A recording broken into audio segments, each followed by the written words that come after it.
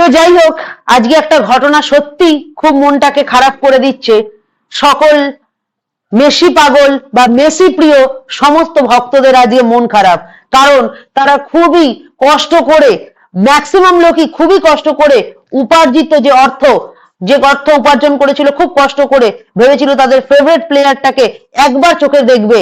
তো যেহেতু আমাদের দেশের প্লেয়ার নয়, বাইরে থেকে এসছে, তো যদি একবার নিজের চোখে দেখতে পাই, আর যেখানে ফুটবলের জাদুকর যাকে বলা হয় অর্থাৎ আমাদের প্রিয় মেসিকে একবার চোখে দেখার জন্য মানুষ নিজের সেভিংস থেকে শুরু করে কষ্ট করে উপার্জন করা অর্থকে ইনভেস্ট করে দিয়েছিল। ইনভেস্ট মিনস এখানে কিন্তু ইনভেস্ট বলতে এটা না যে তারা এখানে কোন রকম তার বিনিময়ে কিছু পাবে, বিনিময়ে শুধু তারা একটা জিনিসই চেয়েছিল, সেটা হলো তাদের প্রিয় প্লেয়ার মেসিকে একবার নিজের চোখে দেখবে। কিন্তু ম্যানেজমেন্ট টিমের এত বড় মিস্টেক, সত্যি কথা আমি তো অবাক হয়ে গেলাম।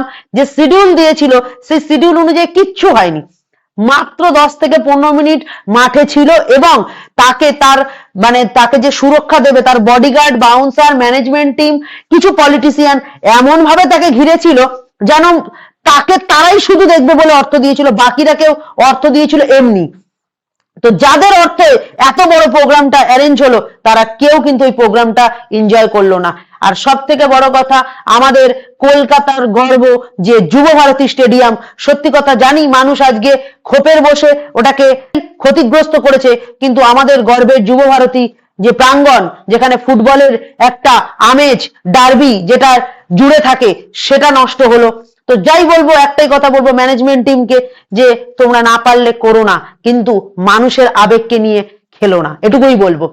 আর মানুষকে এটুকুই বলবো যে দেখো, কষ্ট করে অর্থ উপার্জন করছো, ভালো কাজে লাগাও, তোমার বাড়ির ফ্যামিলির মানুষের জন্য কাজে লাগাও, সেভিংস করো। বেকার এইরকম জিনিসে কিছু জায়গায় অর্থটাকে বেকার খরচা করো না, কারণ তোমরা বুঝে গেছো।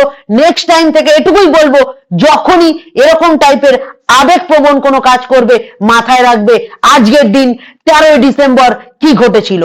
আর খালি একটাই কথা বলবো, নেক্সট টাইম যা করবে ভেবে করবে। আর ম্যানেজমেন্ট টিমকে একটাই কথা বলবো, পারলে করো, না হলে করো না। কি ম্যানেজমেন্ট, বোঝাতে পারলাম? তো এর মতো বিদায় নিলাম, টাটা।